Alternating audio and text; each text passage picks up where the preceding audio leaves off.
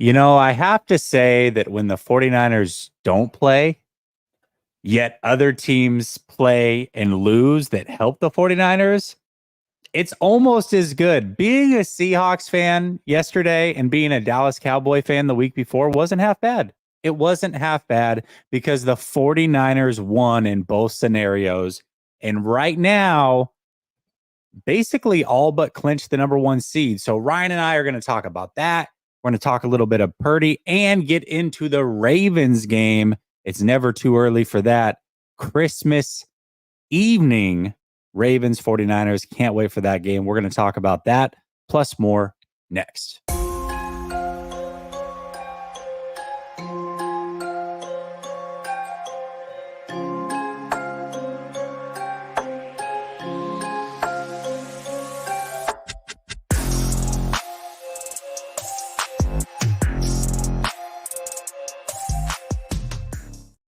All right. Welcome back to Last Second Sports. We are giving you our take down to the last second, and it's Tuesday afternoon, morning Pacific time, but it's the time where Ryan and I get together. Ryan, good to see you, my man. How you doing?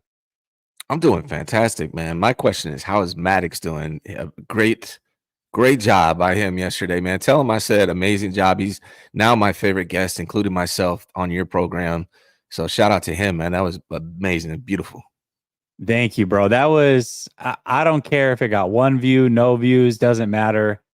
Seeing his face light up, having him on the show talking about his Ravens, he impressed even me. I knew that he was knowledgeable about his Ravens, but there was some things that he was spitting. I was like, okay, Maddox, I see you. You waited for the camera on this one. He did a fantastic job. If you haven't checked that out, I highly recommend it. It was my son and I talking about the 49ers Ravens matchup. He's a Ravens fan. He's 9 years old. And if you can, drop him an encouraging comment. He eventually wants to do this. And I told him if he stays diligent, when he turns 12, I will give him a platform to do it, but not before then. This was his first chance at it.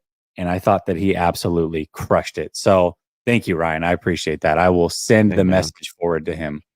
I'm a father myself, man. I'm all about the kids, and I loved watching it. And one thing, everyone knows how Larry Krueger and I kind of feel about each other. But one thing I do respect that he involves his son in what he does. And I've been trying to get my son to edit it, and then you made that video, so it's good, man. I feel it, I love it. So shout out to him. It was absolutely fantastic. We enjoyed ourselves. He was on cloud nine all night, reading all the comments, taking it all in. He was pretty proud of himself. So it was great to see him smile. And maybe he'll make an appearance in the post game afterwards, get his quick thoughts. He's he very, very proud, very, very proud of what he did. But as you should be. Let's talk about the San Francisco 49ers for a minute. And there's so much to talk about. First of all, we do this every Tuesday. You do this every Tuesday on Twitter. And we've made it kind of a staple here where you release it on our channels on Tuesday as well. Give us the Brock Purdy update as far as what his numbers are trending on the year. Let's do it, man. Just remarkable, looking really good. So Brock Purdy's numbers after week 15 completions, he's now 16th with 268, moved up 2 spots. Attempts, he's 21st with 384, moved up 1 spot. Completion percentage, he's 3rd now. Tua overtook him, plus our guy that's played like 3 games in Cincinnati has 106 attempts, but his completion percentage is slightly higher, but still really good at 69.8 yards. He's 2nd with 3,795 yards, up 1 spot from 3rd where he was previously in the week prior. His average is still in 1st. He's leading the NFL at 9.9, same exact number, same exact ranking. Yards per game 5th, which is where he was last week. He's at 271.1 in yards per game. His long is tied for 6th with 76, just down 1 spot. But that one's not the biggest one.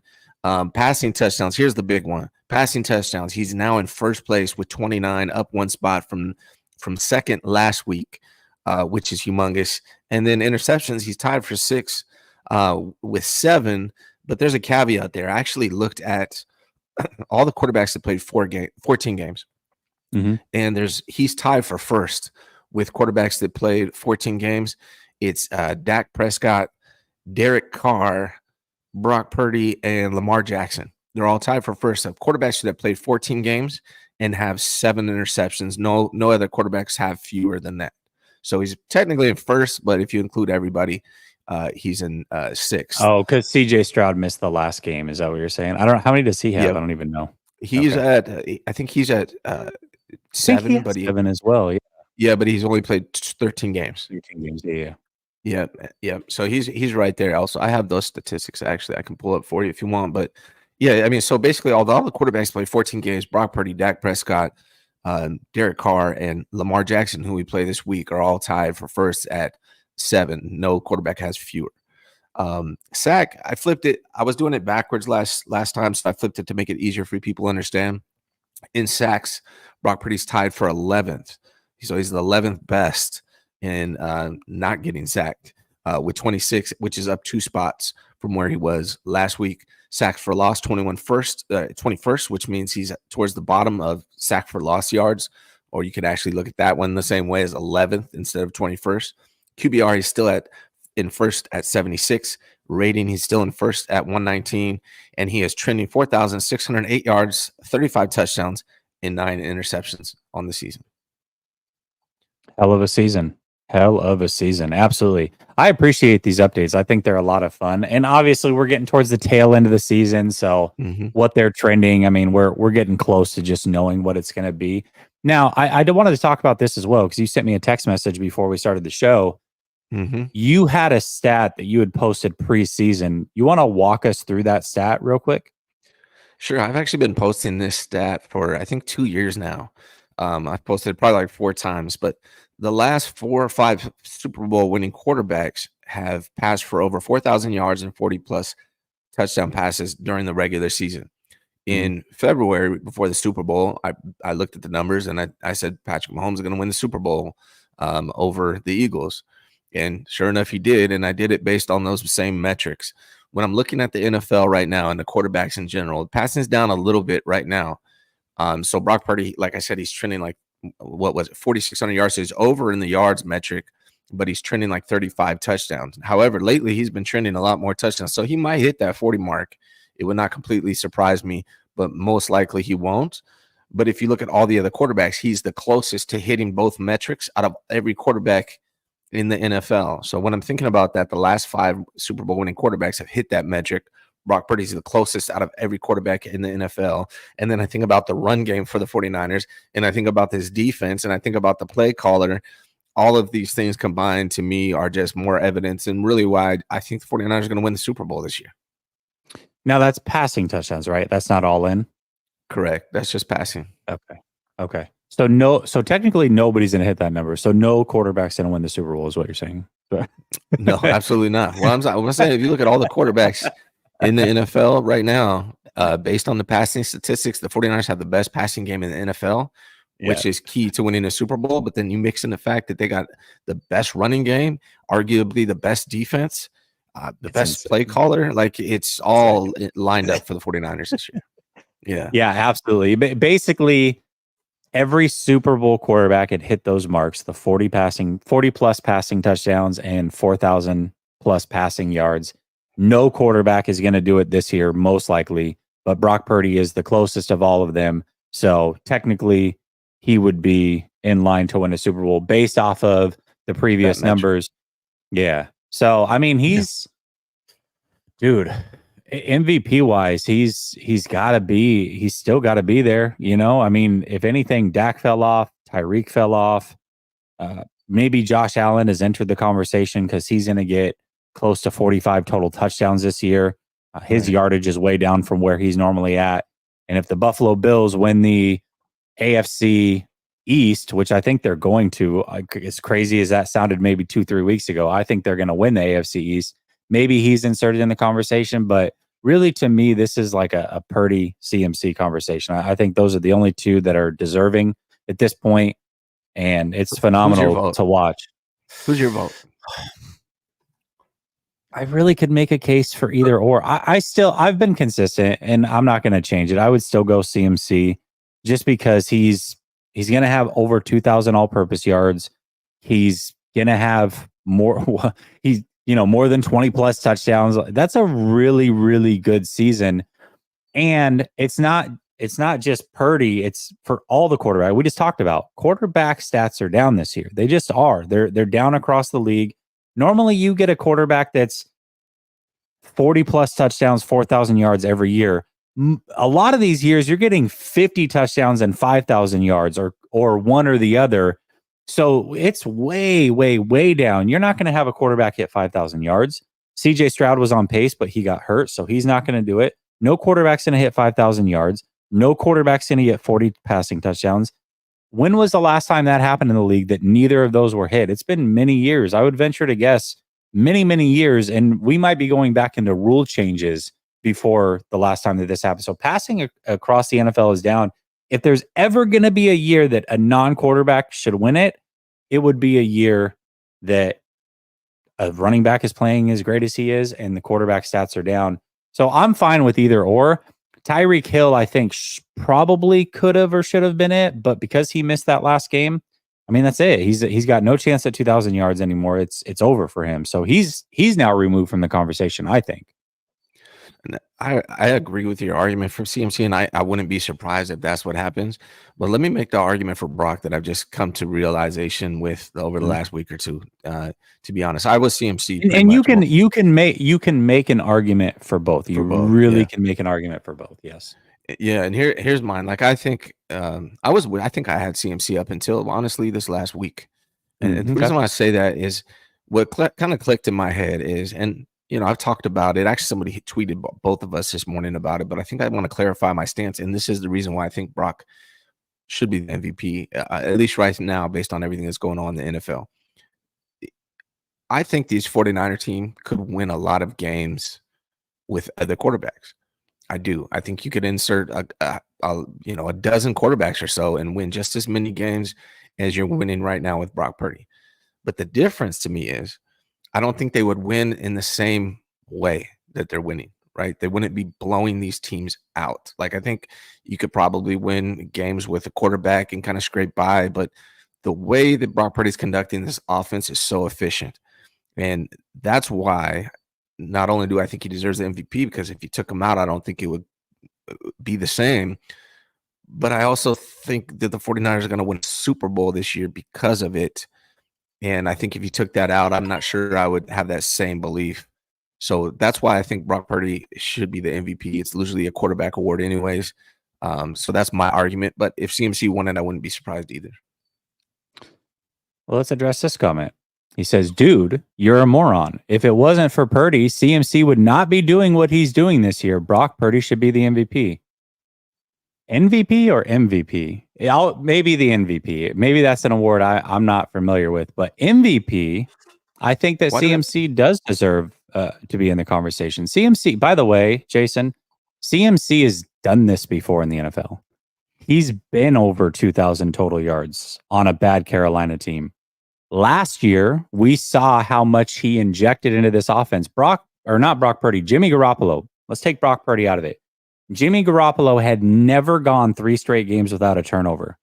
You realize in the 4 games he played where CMC started, he went all 4 games without a turnover.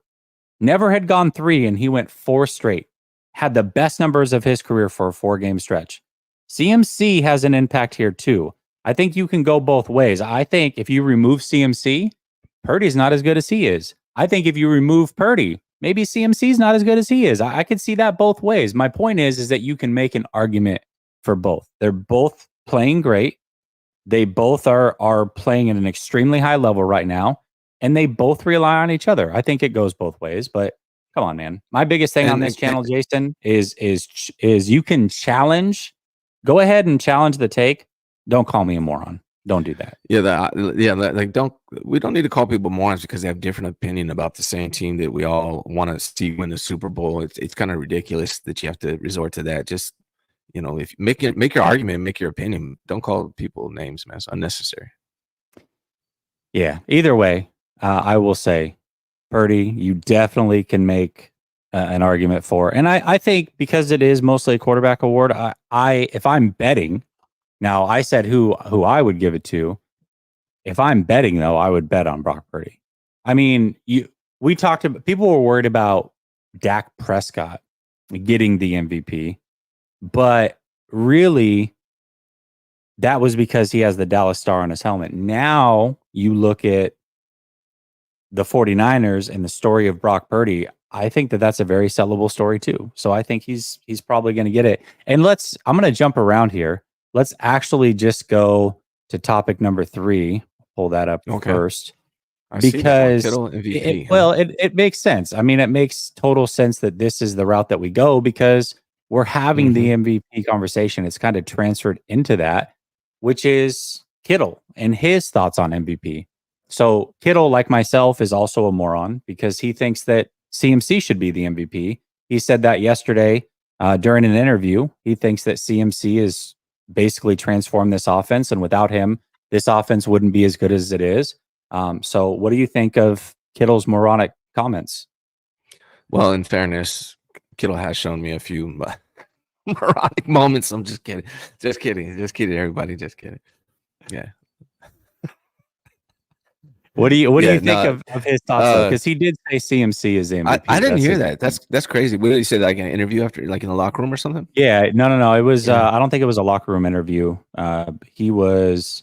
Where did I see it at? I wish I can give it credit. It might have been like NBC Sports or something. Either way, he was asked like, "Hey, you got 2 guys that are MVPs, potential MVPs. Who would you give it to?" And he's like, "Oh, you trying to get me in trouble," type thing. And then he's like, "No." He's like, CMC. He's completely. If you look at our offense, how it's transformed since he's been on this team, he's got to be the guy. He's got to be the guy. So, like I said, man, I think and like you said, I think you can make an argument for both of them, and if either one of them won it, I wouldn't be surprised or upset. Oh, there you go. At Rich all. Eisen show. There we go. Give him credit. Always on the Rich Eisen show. Gotcha.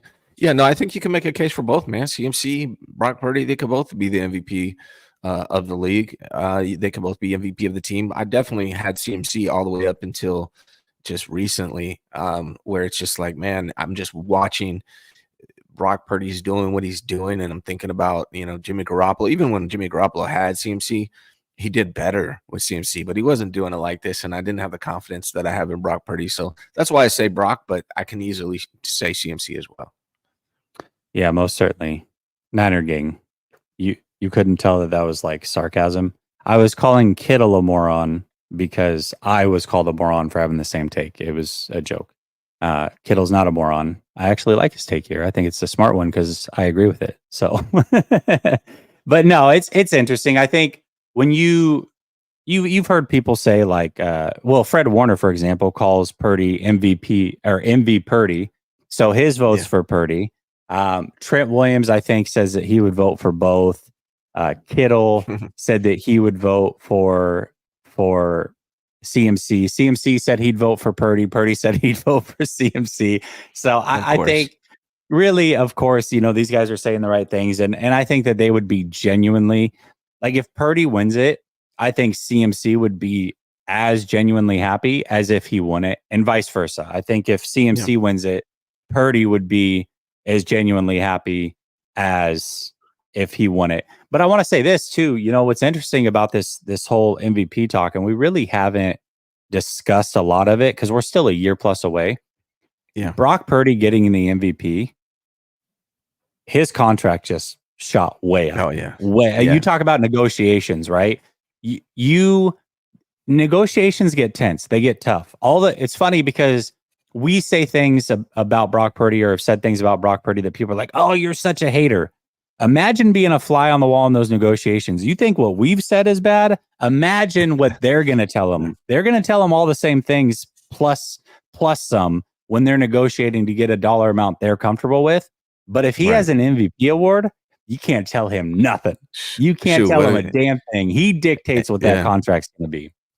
And setting all the records, MVP awards, setting a bunch of records possibly for the 49ers, at least in yardage. And then they're going to win a Super Bowl. I really believe that. Yeah, so we'll see what happens, but you got to throw that on top of it, man. You're talking highest paid quarterback in the NFL. Now, the good thing for the 49ers is they have another year to see if he can repeat that. So that might help a little bit, but it's just going to get more expensive next year anyways. Yeah, absolutely. Absolutely. All right, let's let's talk about it. Here's some super chats here. We'll get to these and then we'll finish it up. Samir says, "Hey, I'll add a Ravens hat to Maddox's collection if Lamar wins MVP." He did say that he thinks Lamar should be the MVP, and I know that he's actually number 2 right now, if I'm not mistaken, in MVP voting. But the numbers just aren't there. You watch Lamar and you can understand that, but numbers are a big deal. They're a big deal. Well, I'll say this for the Lamar argument, man, real quick, if that's okay. I see where Maddox is coming from, and the reason why is Lamar Jackson is leading his team in rushing yards, and he's also the quarterback, and they have the best record in the NFL, tied with the 49ers. If Lamar Jackson goes out and beats the 49ers on Christmas Day, and he's got the best record in the NFL, he's leading the team in rushing yards, and he's the quarterback, he's kind of the whole team of the best team in the NFL. I can see it. I think it's really going to come down to this game, honestly. Yeah, absolutely. Keenan says, "Good morning, gents. Got the opportunity to see Brock play live. It was so much fun to watch." Yeah, I'll say this. I've seen him play twice this year. And then the 49ers, we're going to talk about the number 1 seed here in a minute, but it looks like they're going to have to win one game at home to get to the NFC Championship, which will also be played at home. I made arrangements today to be at that game. So as long as the 49ers are in the NFC Championship and as long as they are at Levi, which both look very probable at this point, I'm going to be in attendance. I'm looking forward to that very much. So yeah, that's awesome. And it is. It's fun. It's fun to watch all these guys play live. The one that really kind of took me by storm watching play live is Mitch Wishnowsky. Every time you see him kick live, it's a whole different deal. I don't know what it is, but I get mesmerized by watching that guy kick in the pregame. It's insane. Yeah, Mitch is Pro Bowler, man. He really is.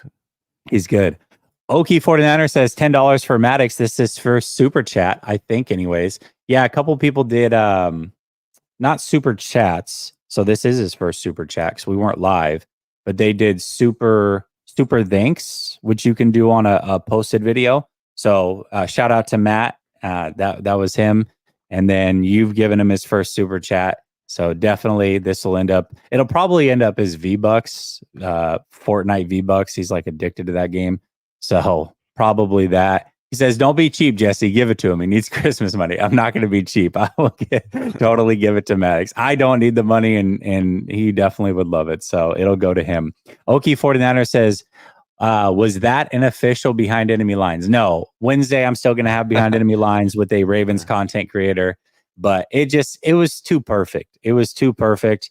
Like I said, with Maddox, I wanted to wait till he was about 12 to give him his own channel. And that's probably still going to be the case if that's something he wants to do. But being that they're playing the Ravens, both teams are in first place in their respective conferences.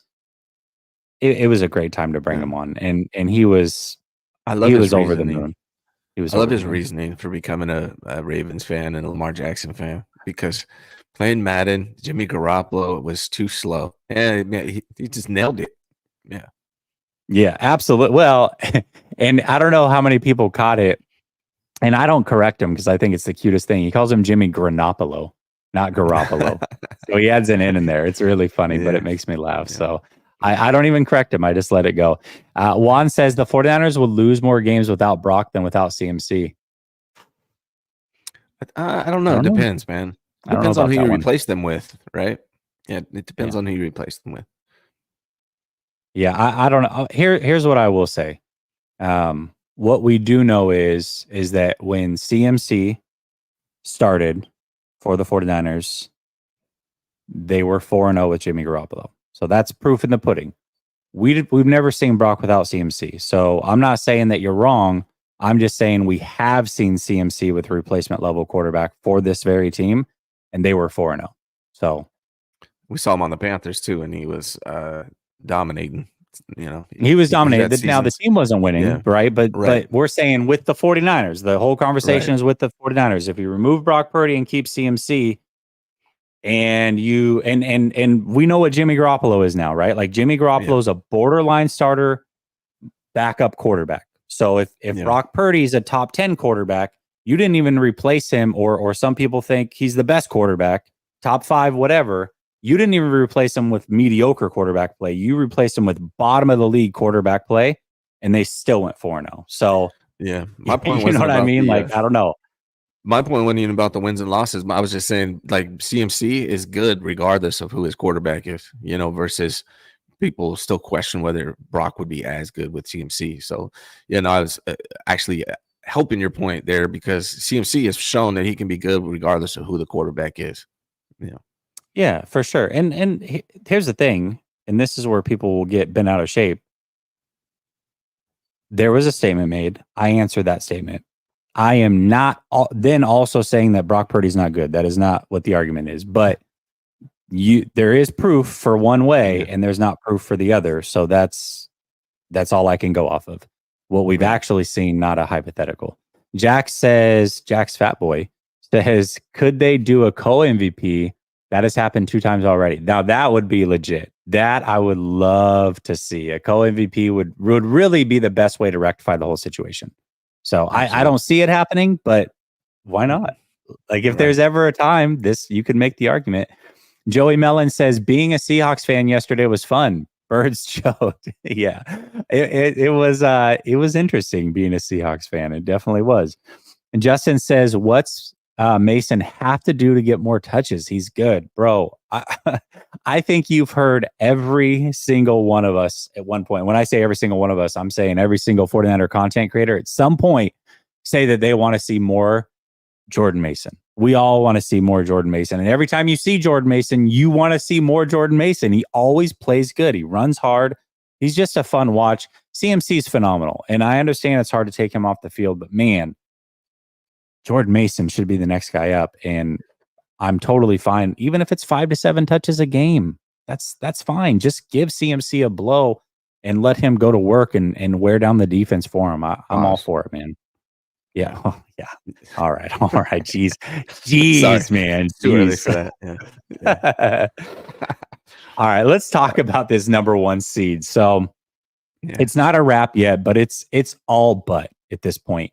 The 49ers would have to lose 2 out of their 3 final games in order to not get the number 1 seed.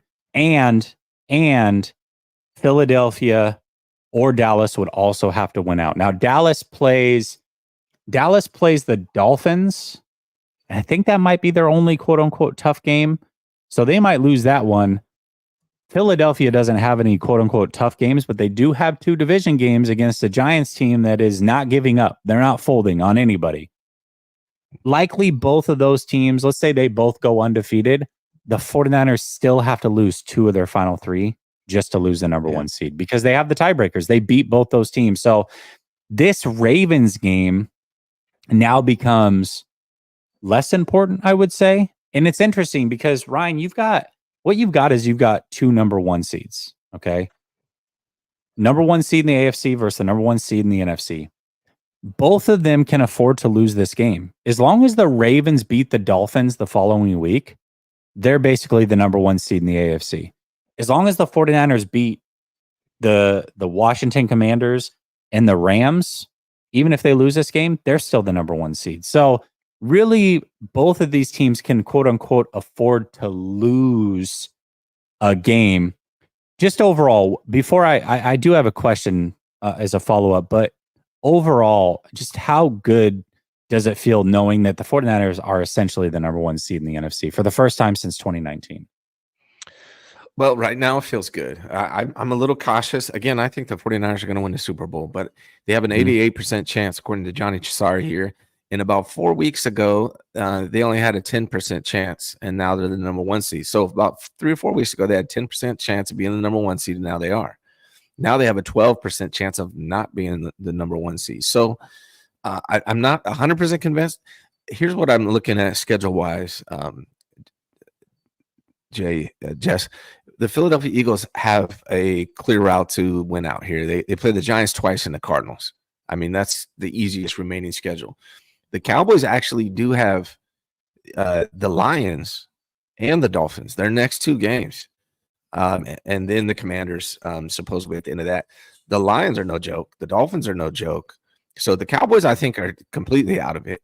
The Eagles have a chance to win out, Now, when it comes to the 49ers schedule, this Ravens game, I think, could be tough. I also think Niner fans are sleeping a little bit on the Rams. And so I'm not 100% sure if we lose to the Ravens, we can't take that Rams game lightly at all. No, they definitely cannot.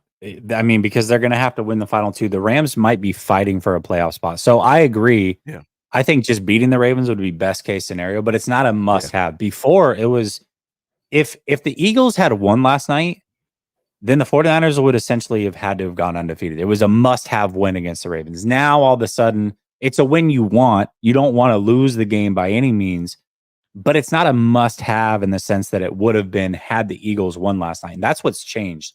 So the question is, you've got guys like Armstead and Hargrave who are going to be probably questionable throughout this week. If they have any lingering issues from the injuries they have, the foot and I believe the groin, or is it a groin or a hamstring for Hargrave? I forget. Soft tissue injury. Either way, he's got a soft tissue injury.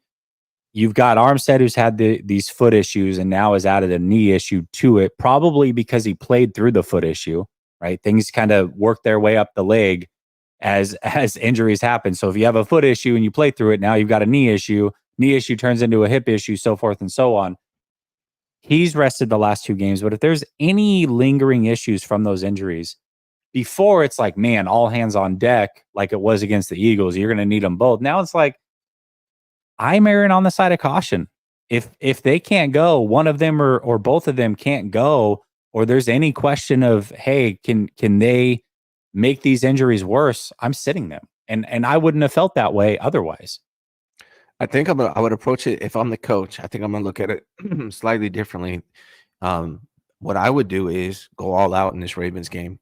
For one, Okay. it sends a message that you're the best team in the NFL. It humbles the Ravens, who you might see in the Super Bowl. Mm-hmm. And then if you beat the Ravens and you beat the Commanders, then you can take week 18 off. And now they get week 18 off.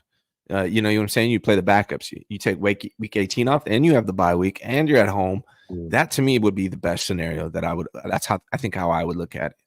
I would try to win this game. I think it's huge. Win two more games, and you're a lock. And that's what my focus would be on. Yeah, certainly I can see that. What I don't want to do is I don't want to have a bye week followed by another bye week. I think that there's a fine line between rest and rust. I think taking 2 weeks off, you're almost setting yourself up for a rust situation. You're going to get the week off for the bye week. The Rams game, I think your starters have got to at least play a half, maybe the full game, just to kind of stay in that mode. So I don't know if I'm taking that approach as far as resting them in week 18. But to your point, what it does do is take the pressure off of having to win that game if they beat the Ravens and beat the Commanders. So I can understand that. Now, let me ask you this. This is not necessarily 49er related, but let's say the Rams get in as the 7th seed. I'm picking them. If the Eagles are the number 2 seed, I'm picking the Rams over the Eagles at this point. The way the Eagles have looked and the way the Rams have looked, I'm picking the Rams to beat the Eagles. What do you think of that take? I think that's fair, man. I think people are sleeping on the Rams, man. They've been playing really well as of late. They got Matthew Stafford, who's a Hall of Fame quarterback. They beat us in the playoffs. They won a Super Bowl. I don't want to play the Rams in the playoffs. I don't. In the regular season, yeah, let's play them because we dominate them in the regular season. They knocked us out of our opportunity to go to a Super Bowl. I don't want to go through that again. Not that I'm like scared of the Rams. I think the Niners are clearly a better team. But look, the thing about the postseason is when you go against these elite quarterbacks, and it's particularly in the Super Bowl, the 49ers are going to face one elite super quarterback for sure. If it's not Patrick Mahomes or Lamar Jackson or Josh Allen, maybe somebody, an elite quarterback can take over any game. They could just go out and have a great game. We saw Kirk Cousins do it against, and he's not even, I don't know if people would call him elite, but we saw Kirk Cousins do it. We saw Burrows do it. I don't want Lamar Jackson. I mean, I still think the 49ers are going to win the Super Bowl, but you go up against a Patrick Mahomes or a Josh Allen or Lamar Jackson, anything can happen. And I feel the same way about Matthew Stafford, man. The guy is an elite quarterback. He's a Hall of Fame quarterback. And if it's us against them in the playoffs, that scares me, man. So I agree with your take. I think they would probably beat the Eagles, at least the way the Eagles look right now. If the Seahawks can beat the Eagles, the Rams sure as hell can. Yeah, I think I would much rather see a Dak Prescott, a Jared Goff, Jalen Hurts over Stafford. I mean, even if Yes. the team's not as good, you're right. I mean, if you get an elite quarterback and they start cooking, there's not much a defense can do about it. There just isn't. And so then you're in a shootout situation. Now, the good thing is the Rams defense isn't that great and the 49ers offense is great. And so they can certainly get in that shootout with a team like the Rams.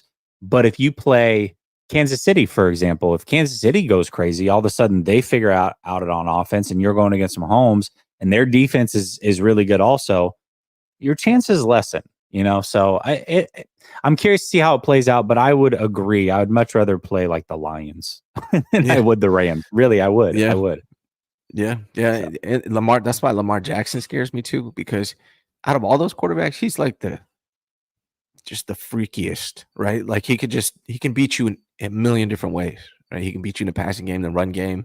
He's so hard to game plan for. So I mean, that's why I'm looking forward to this game, and that's why I have this as the Super Bowl preview. I think these teams meet again, so it's going to be interesting, man. yeah, most certainly it's going to be interesting. Randy says, "Man, no interaction with the chat anymore without coughing up the dough." Yeah, it's hard, man. Like when if you get super chats, right, and you get, let's say, 20 in a show, you're trying to keep a show to an hour. You got 5 topics. We got to go through our stuff. Then you got the super chats. You got to react to those. I prefer to get to as many comments as possible, but I also got to be respectful of everybody's time. So I feel it, man. I feel it. Ty says, media says Brock is not MVP without weapons. The skid proved that. So CMC is the MVP, but didn't CMC fumble 2 times inside the 15 during that time? Brock wasn't the only one to play bad. Why is that the media's view? Bro, Ty, I wish I could tell you why the media's view is the media's view. All I can give you is my view. I think they're both deserving. I really do. And I think saying that, because they had a 3-game skid and he didn't play his best ball, he doesn't deserve it. I think that's BS too, because you're right. CMC was on the field. They didn't win the games with it was funny because I brought up a chat earlier or a comment earlier, and it was super chat, and they said, well, without Brock, CMC is not what he is. And I made the argument the other way. They were both on the field and they lost 3 games. Like that's what happened. So I wish I could tell you why the media thought the way that they did. It is what it is, man. Purdy's likely going to be the MVP. In the chat? What was that? Is Grant in the chat? I've never seen Grant in the chat before. It might be an imposter, but I don't know. Never seen Grant in the chat before. Where is he at? He's somewhere in there. He said something. No, that's probably actually Grant. I think that's Grant. He saw that. He saw my thumbnail. It said buns. Yeah. So, Ty, I wish I could tell you, man. I wish I could tell you because I agree with you. I think it's bogus. Beats and Meats says, why is it so hard to scout quarterbacks in college? That's a crazy name. Here's a short list. Sir. Beats and Meats, I know it's great. Here's a short list of QBs I thought were going to be elite. Blaine Gabbert, Jason Campbell, Trey Lance, Bryce Young, Seneca Wallace, Jake Locker. Yikes.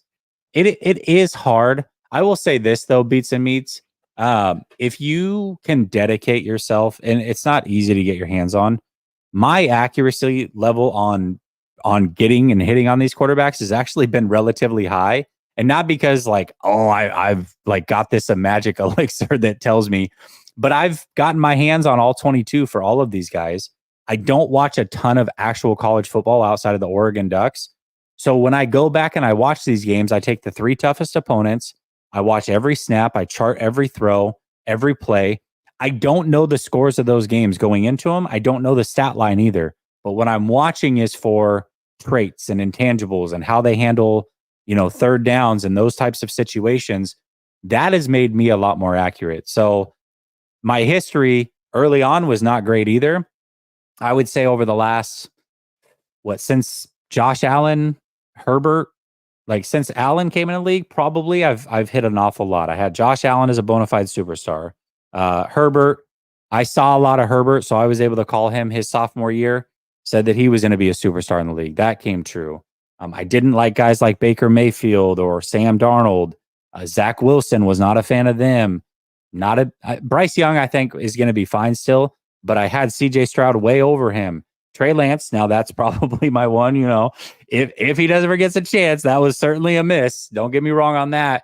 But even Brock Purdy, I had a 3rd round grade on. So, which is he's a 1st round quarterback by all measures at this point. But 3rd round grade is a lot better than what a lot of people had.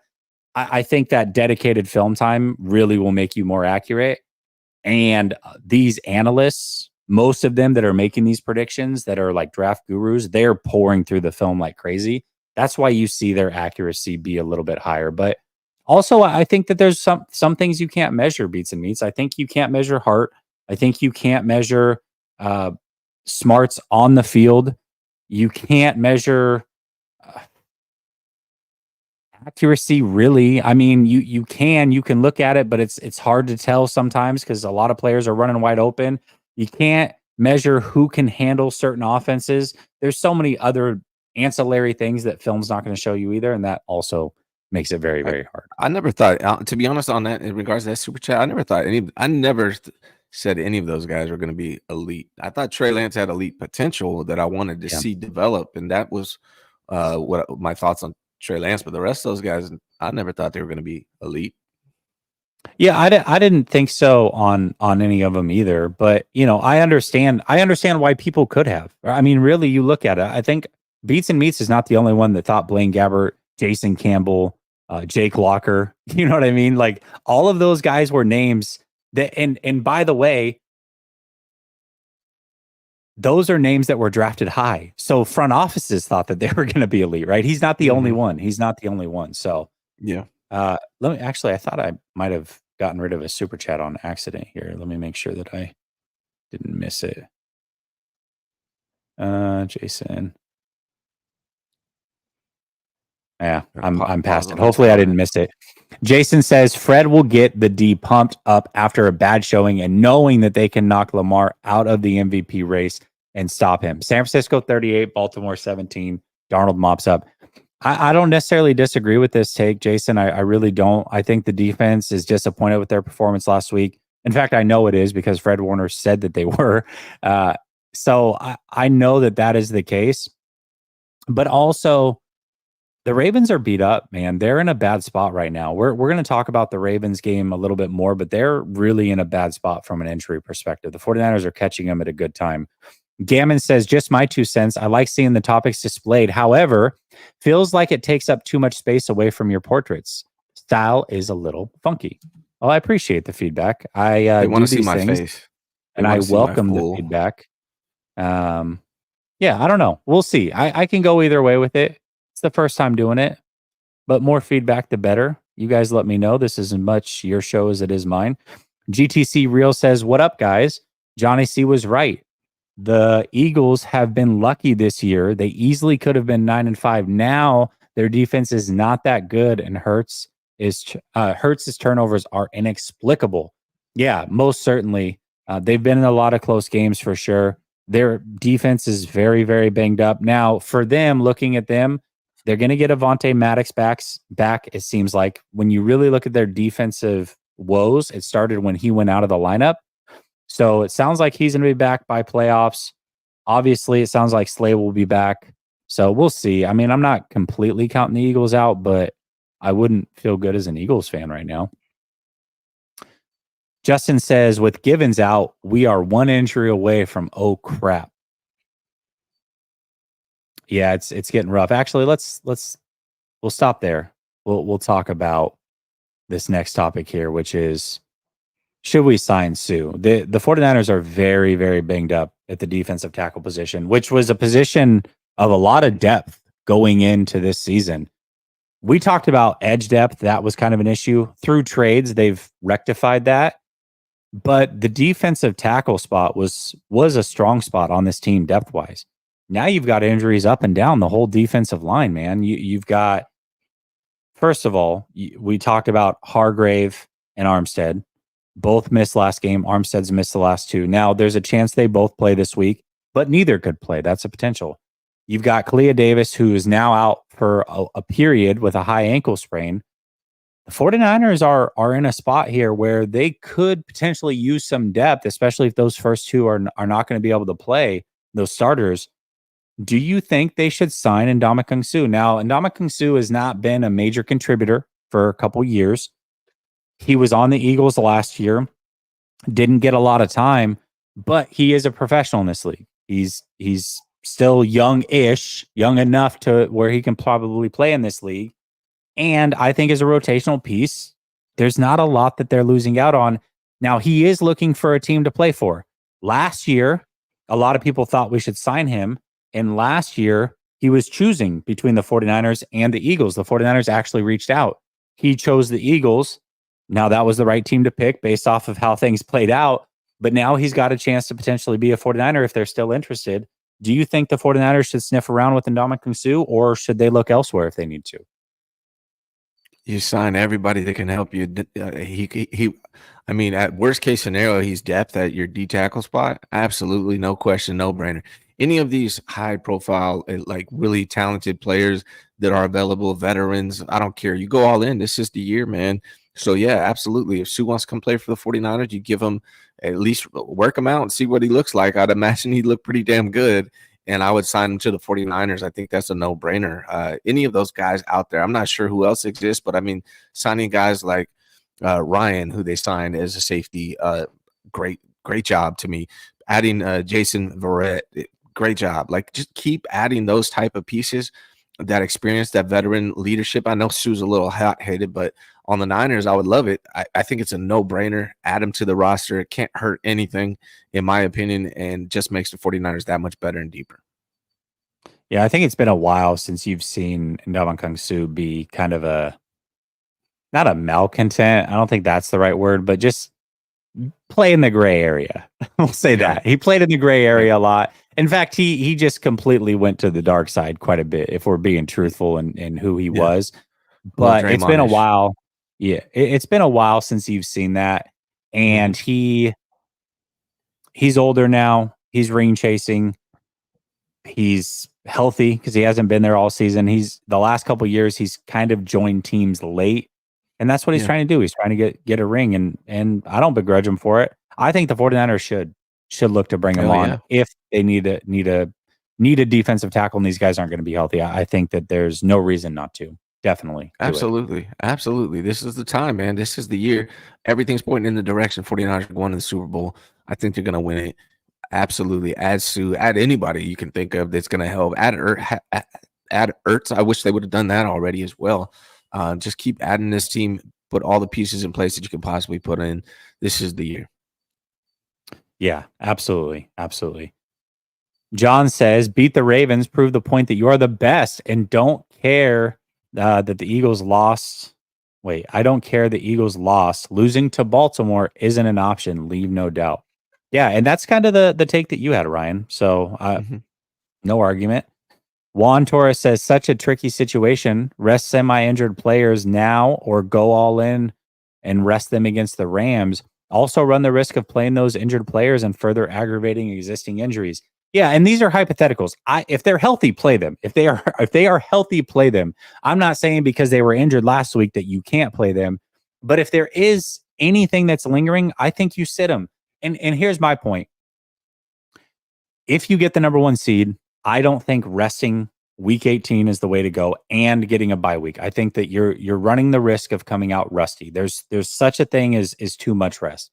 What I would like to see is maybe rest a couple of those injured guys now, go all in versus Washington, go all in and ride that momentum into the playoffs, beating the Rams, and then you get your bye week and then you come out firing. That's the way I would prefer to see it if they are having to choose. Or if everybody's healthy, just go all in on all these games. I'm fine with that too. I'm totally fine with that.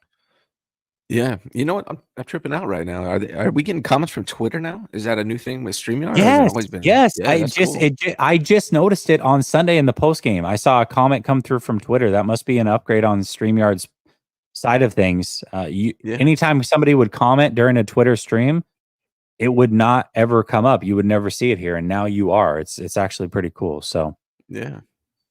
Gammon says this show does have a totally different experience from what it had at 2K subs to 10 plus. That's to be expected. Better product equals more fans. I miss the tight knit community vibes and connections. Hashtag growth. Yeah, I think he's talking about the super chats and getting to all of it.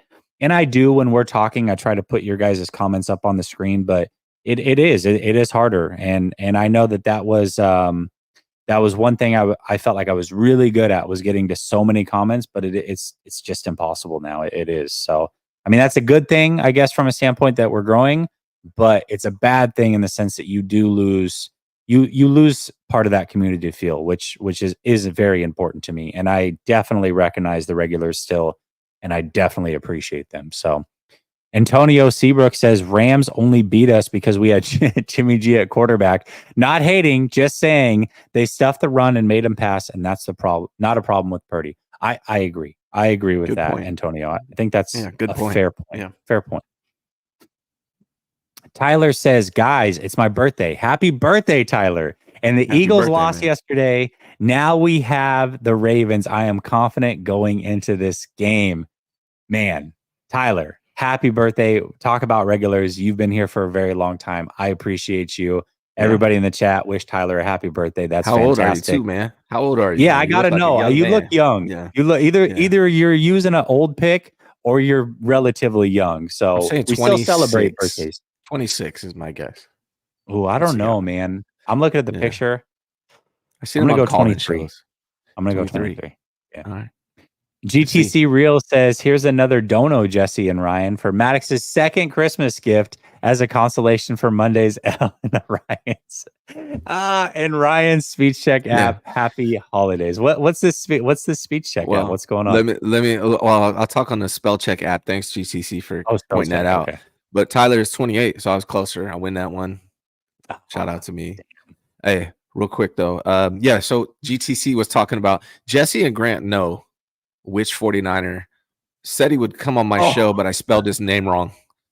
Jesse and Grant are the only people that know, and I think one other person I probably told. But yeah, I asked the 49er for an interview. He said yes. He said I would come on if you spell my name correctly.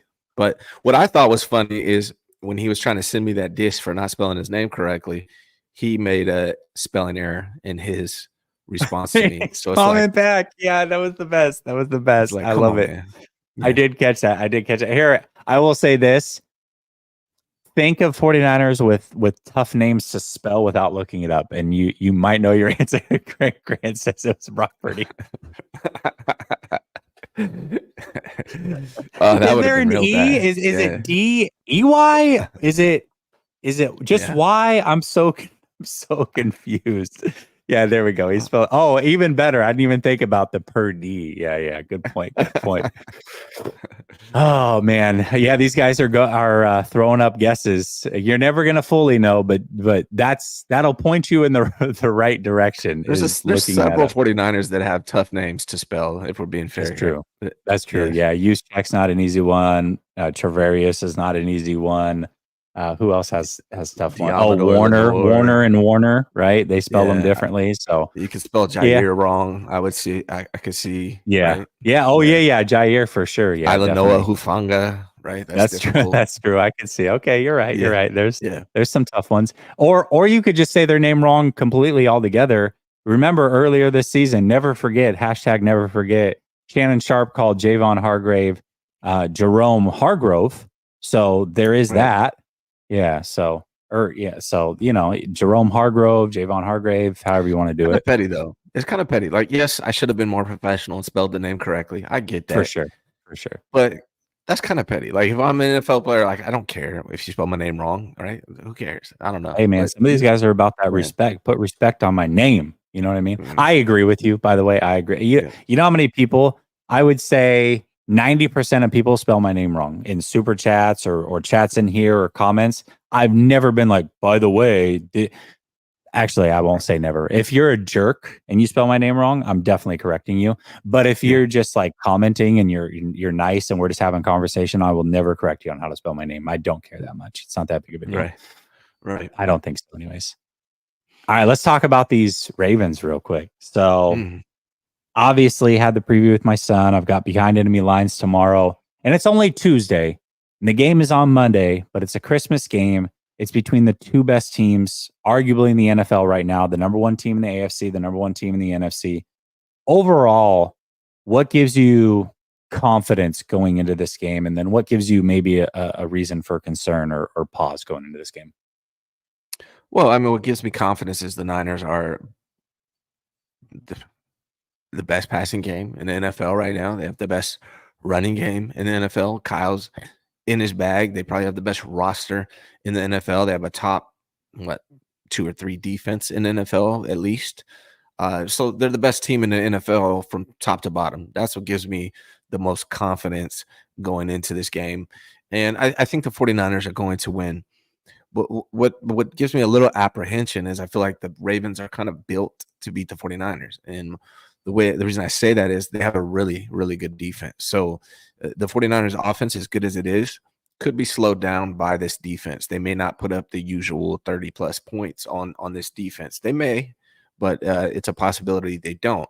So if that slows them down, then you got to flip the script to the other side. Now this defense is in charge of stopping a team that's, I believe, only second behind the 49ers in run game, like rushing attack, 5 yards a carry, and how often they do it. They run a lot. Yes, they lost Keaton Mitchell, and everyone think that's a big deal. Well, Lamar Jackson leads the Ravens in rushing yards, and Gus Edwards is second in rushing yards. Keaton Mitchell is third on the team in rushing. So yes, it sucks they lost him, but he's not even their top. He's not even their top 2 rushers. So this Ravens But team is he did come in very late into the season, though. You know what I mean? And he was their home run threat. He was their home run threat. I'm not discounting him or anything like that, but what I'm saying is they still have a really good rushing attack with Gus Edwards and Lamar Jackson, and they run the ball a lot. And it's particularly tough for the 49ers to stop quarterback. It's tough for every team to stop mobile quarterbacks, and Lamar Jackson is the most mobile of mobile quarterbacks.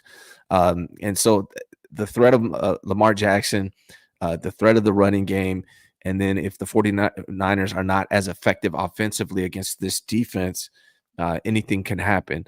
Also, it's important to remember Lamar Jackson is 19-1 against NFC opponents. So, I mean, I don't know what that means necessarily, why he's so effective against NFC teams, or if that's going to apply against the 49ers. But it's definitely the Super Bowl previews, the best 2 teams in the NFL.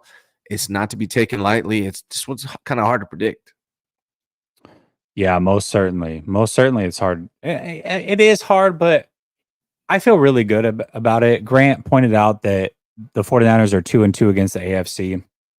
I think that's an interesting number for sure. I think just playing teams in the other conference is always difficult for both ways because you don't ever play them. You play them once every 4 years usually, and the home team usually will have the advantage, although the 49ers lost to the Bengals. But the 49ers right now have played 3 teams in this division, okay? They've played the second, third, and fourth place team, and they are 1-2 in those games.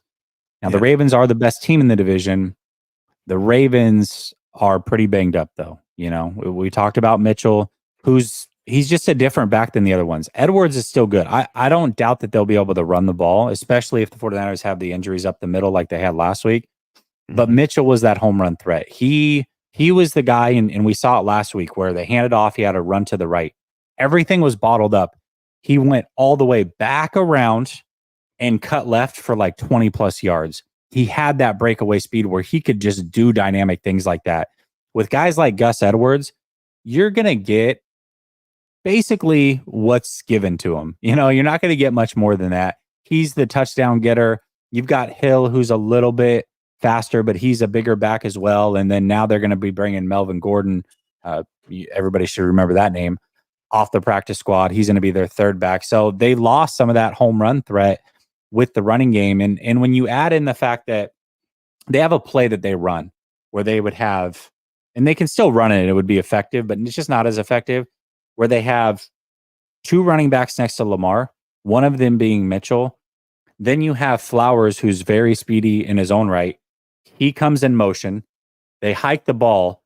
Lamar has so many options. He can hand it to this running back. He can hand it to Mitchell. He can hand it to Flowers. He can keep it on the runner, or he can pass.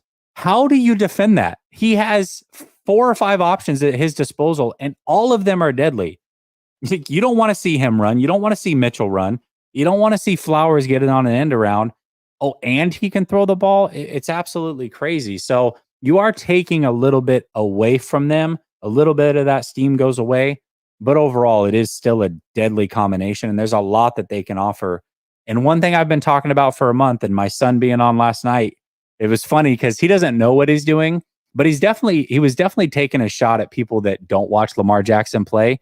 And he said it. He's like, yeah, if you don't watch Lamar play, you think he's just a running quarterback, but he's a really good passer. He's improved so much. I'm like, I agree with you, kid. Like, that's exactly what I've been saying. So he is a much improved passer, and he makes 3 or 4 throws every week, whether it's a sidearm toss, quick flick of the wrist, runs around, breaks tackles, throws it downfield, or just on the money bombs that you're like, man, this is not the same Lamar that we have seen for many, many years. He is the best he's ever been at passing.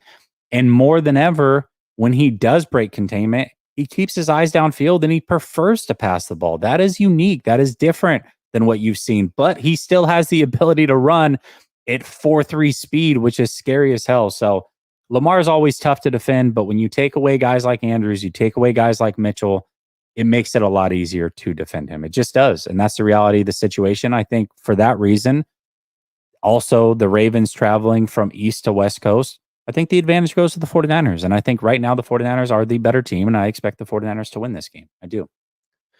I'm a little 50-50, man, to be honest. Right now, we'll see how the week develops. I'm not really sure how I feel about the outcome of this game. I think I'm a little 50-50, right? I'm not sure how I'm going to predict it. The Niners lost to the Bengals. They lost to the Browns, both inferior teams to the Ravens. The Ravens beat up on both those teams that beat the Niners. The Ravens are Lamar Jackson's 19-1 against the 49ers. Both teams are 11-3. So if there's any team that's going to beat the Niners, to me, it's these Ravens. So we'll see, man. I'm very interested in the outcome of this game because it's like I think it's a Super Bowl preview. Yeah, it definitely could be. There's another reason, Jess. Let me get another reason too where I'm a little scared about this one. Okay. The way Fred Warner played reminded me of how he played during the 3-game skit. It's like he can give us a few really, really great games, and then he's going to get worn out for a couple games, and he needs a break. And the 49ers defense did a horrible job at stopping the run against the Cardinals. And these Ravens, man, they're going to run the crap out of the ball. Then on the other side, there's also I'm going to butcher his name, but is Madubuke or what? Justin Metabuke or Metabuke. Thank you very much. Yeah, I forget his name. Yeah. He averages he's had 11 games straight with at least a half a sack, I think and that's the NFL. That's coming from the interior defensive line position too. That's crazy. Yeah, he's no joke, man. This defense is no joke. I expect the 49ers to be slowed down now. Is it going to be slowed down enough to stop them from beating the Ravens? I don't know about that, but it's going to be slowed down. So it's going to be an interesting game, man. Yeah, the Ravens are an interesting team. They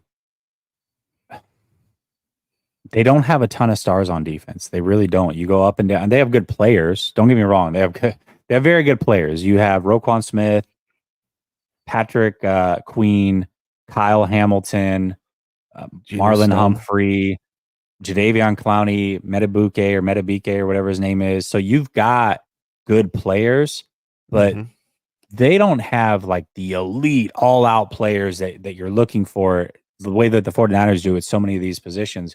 But they're getting it done. And schematically, they are the most intense team to watch. The way that they move pre and post snap is unlike any other team in the league. They really do confuse players and confuse teams.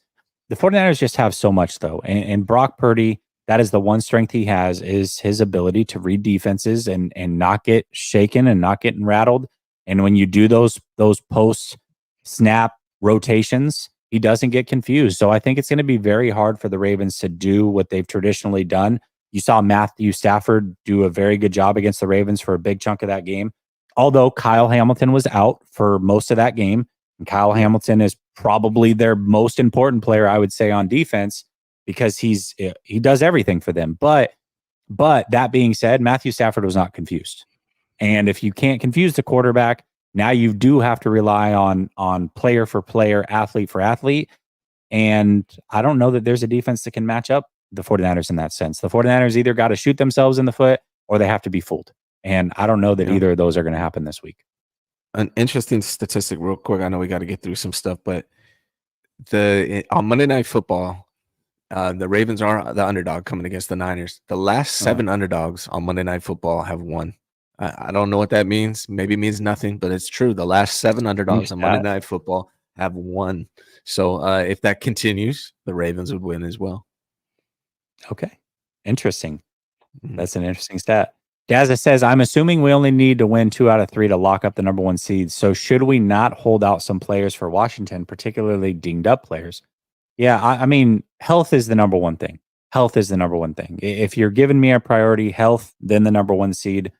I think the 49ers are in a position, though, because these teams lost, Dallas and Philly, that they most certainly can take care of both. So Bryant says, laugh out loud, it was Mitch Wishnowsky. Member for 20 months, by the way. Thank you. Thank you, Bryant. Yeah. But that's another one. I forgot about him. Juan Torres says, another hypothetical. Would the Niners play the Ravens better in a revenge game Super Bowl after beating them in the regular season?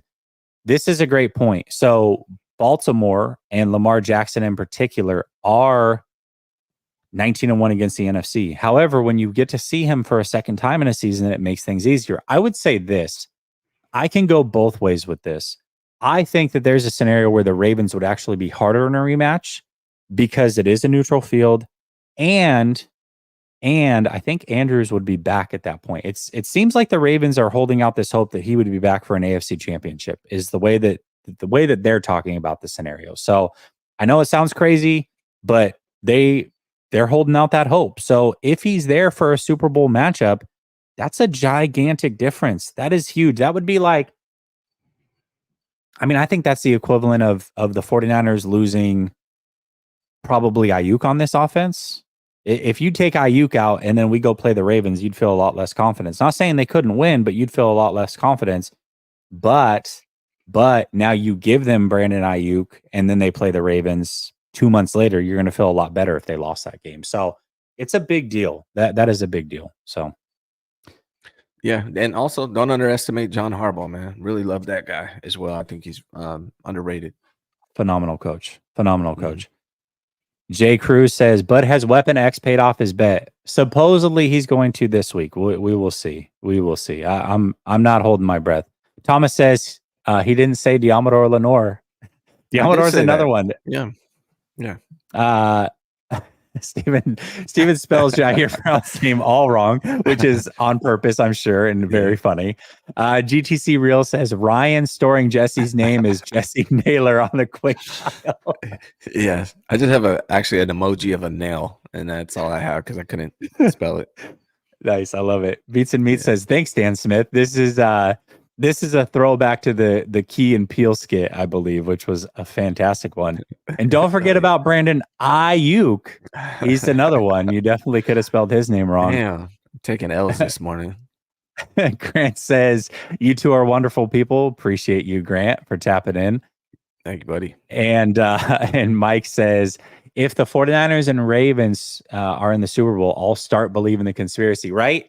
So I don't know if you've heard this, Ryan. I don't know if I brought this up on our show, but the conspiracy is the colors of the NFL or the Super Bowl logo is who matches up in the Super Bowl. So it's been this way for like the last 5 seasons or something like that. So the prediction is 49ers, Ravens, because it was red and purple. Those are the 2 teams that'll be in the Super Bowl. So Mike says he'll believe the conspiracy if they are in the Super Bowl. Yeah, I mean, that would be an interesting one. Definitely sounds legit. Yeah, I think so too. So, yeah. All right, listen, that is the end of the show. I appreciate y'all in the chat. You guys carried it. It was great. As always, Ryan, appreciate you. And man, it's Ravens week. This is a big week, and it's Christmas. Ravens week.